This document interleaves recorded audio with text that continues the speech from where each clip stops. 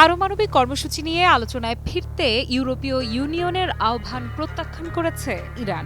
EU এর পররাষ্ট্রনীতি প্রধান কাজা কালাস সম্প্রতি এক বিবৃতিতে বলেন, ইরানের পারমাণবিক কর্মসূচি বন্ধ করা উচিত এবং এ বিষয়ে আলোচনা অবিলম্বে পুনরায় শুরু হওয়া প্রয়োজন।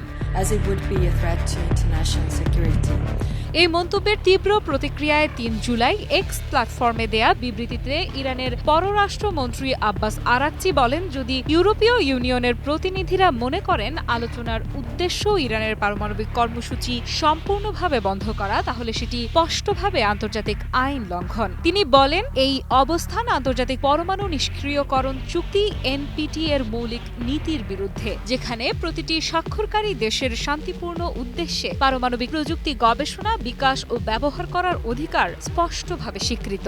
আরাকচি আরও বলেন, জাতিসংঘের নিরাপত্তা পরিষদের রেজুলেশন 2231 এবং 2015 সালের পারমাণবিক চুক্তি বা জেসিপিওএ অনুযায়ী ইরানের এই কার্যক্রম বৈধ এবং স্বীকৃত। সেক্ষেত্রে ইউরোপের এমন মনোভাব কেবল ভুল ব্যাখ্যা নয়, বরং ইচ্ছাকৃতভাবে গঠনতান্ত্রিক কাঠামো উপেক্ষা করার শামিল।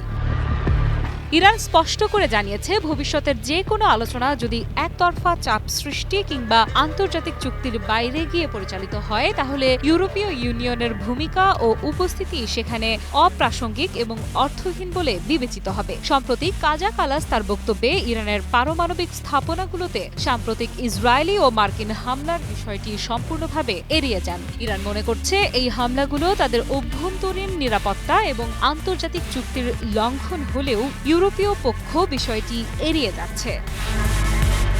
টানা সপ্তমবারের মতো বেস্ট টিস্যু পেপার ব্র্যান্ড হিসেবে স্বীকৃতি পেয়েছে বসুন্ধরা টিস্যু। বিশ্লেষকদের মতে ইরান বর্তমানে একটি দৃঢ় ও কৌশলগত কূটনৈতিক অবস্থান নিচ্ছে। একদিকে তারা পশ্চিমাদের প্রস্তাব প্রত্যাখ্যান করছে, অন্যদিকে নিজস্ব অধিকার ও সার্বভৌমত্বের ভিত্তিতে ভবিষ্যতের আলোচনার নতুন কাঠামো নির্মাণে এগোচ্ছে। সাম্প্রতিক একাধিক বিবৃতিতে ইরান জানিয়েছে, তাদের পরমাণু কর্মসূচি সম্পূর্ণরূপে শান্তিপূর্ণ উদ্দেশ্যে পরিচালিত হচ্ছে এবং তারা এটি জাতিসংঘ ও আন্তর্জাতিক আণবিক শক্তি সংস্থা আইএই এর গঠনতন্ত্র অনুযায়ী চালিয়ে যাবে। আন্তর্জাতিক রাজনীতির নতুন বাস্তবতায় ইরান বুঝিয়ে দিচ্ছে, আলোচনায় ফিরতে হলে আগে প্রয়োজন সম্মানজনক কাঠামো, নয়তো তাদের রাষ্ট্রীয় অধিকার ও প্রযুক্তিগত অগ্রগতির প্রশ্নে কোনো আপোসের সুযোগ নেই।